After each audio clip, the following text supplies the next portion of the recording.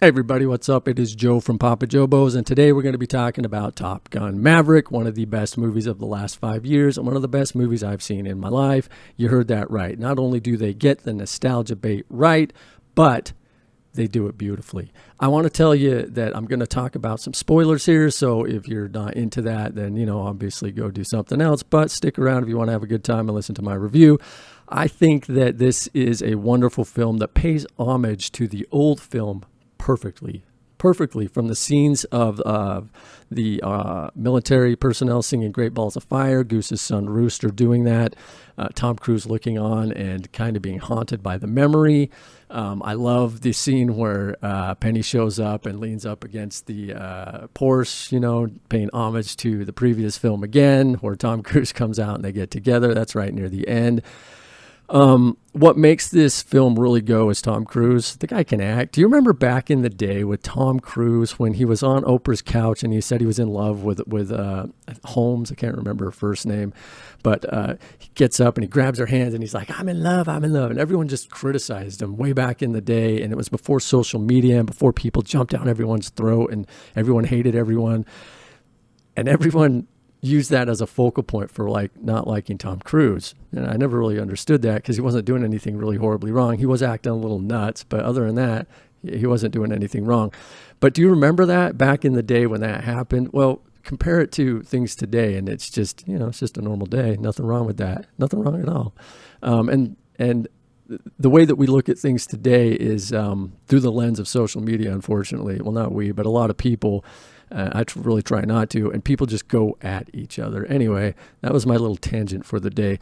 Back to the movie. So Tom Cruise in this is doing practical effects. He's in the F-18s being flown by whatever great masterful pilots are doing that, and you can see the actual G-forces hitting his face. Not only him, but all the other pilots too. I mean, these people had to be in shape and they had to do this right in order to be in those cockpits. I loved that. Practical effects Hollywood. Nothing wrong with them. Nothing wrong with a little CGI. Nothing at all. However, you got to do it right. So there's a little bit of CGI in this, and that's when they go through a bridge on their way to destroy the target they're supposed to destroy.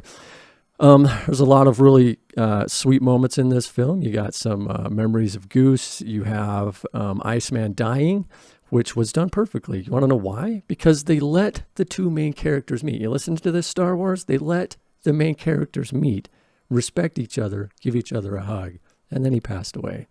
Are you listening, Star Wars? No, you're not. You're not. We know your ESG score, your activism, your cultural Marxism supplants everything. We understand that. Another little tangent, but the reason I bring up those different subjects is because this film does it all right.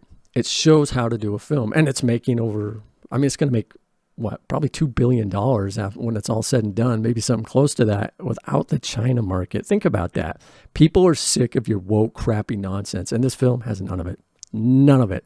It's about a bunch of dudes and one girl in a fighter pilot squadron trying to do the best they can and perform a mission to the best of their abilities. Now, if you want a true representation of the cross-section of America, you can just look at the fighter squadron. That's really how our military is built. It really looks like that. That's what it looks like.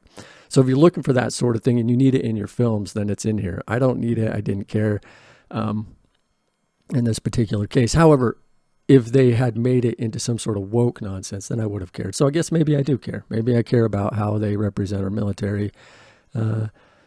Well, yeah, I do. I do care about how they represent our military. Anyway, so the story is about Tom Cruise as Maverick coming back and revisiting his old flight school, the Top Gun Academy, and training a group of pilots to go on a dangerous mission where they take out a bunker where there's some uranium being enriched. And they never say, this is, I guess, the one criticism I would have of the whole show. They never say who the bad guy is. They never put a label on him. And I don't need to see the bad guy. I don't need to see them being built up. Don't need to know anything about him. I didn't care about that because it wasn't important to the story. It was just a little odd that they wouldn't say it was North Korea or China. Why not? I mean, obviously those are the big bad enemies right now. Could have been Iran too. Would have been nothing wrong with saying that. Having said that, it doesn't bring the score down for me because it's not a big deal. But I had to pick and choose or really, really look hard at trying to find something that was wrong with this film, and I just couldn't find it. It was a show based on redemption, hope, integrity, love, honesty, letting guys be guys. It was fantastic to watch that. You didn't have people being dumbed down. You didn't have people being subverted. You just had a really nice love story between Maverick and Penny.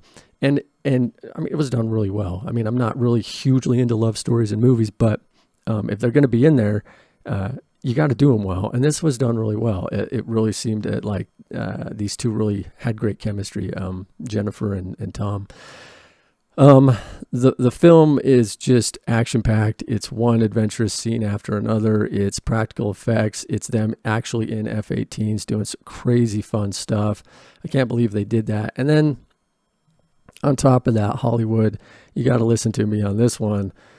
Tom Cruise does the unthinkable in this day and age. And before the film starts, he looks into the camera and he thanks his fan base. He thanks them for being fans. He doesn't rip them to shreds because maybe they didn't like one thing he did. He doesn't call them an ist or a phobe or a bigot or a misogynist simply for not liking a part of his movie. You could learn a lot from that, Hollywood. In the end, I give this show a 10 out of 10. I give this movie a 10 out of 10. I loved it. I thought it was great. The nostalgia was fantastic. The acting was fantastic. The storyline was simplistic but beautifully done. And I can't say enough good things about it. Like I said, 10 out of 10. Tell me what you think in the comments. And if you don't mind, please subscribe. Hit that subscribe button. If you don't like the channel, that's fine. Leave a comment. Tell me what you don't like. It'll help the algorithm. I'm not going to respond to you. I don't like that stuff. Too much hatred in the world. We need a lot less of that. But if you don't mind, help me grow this thing. Those of you who've been supporting me, I can't thank you enough. This is awesome. This is what I want to do in life, and I'm hoping to be able to grow this thing. Thank you so much for your support. The movie gets a 10 out of 10. It was damn near perfect, and I loved it. I'm Joe from Papa Jobo's. Peace.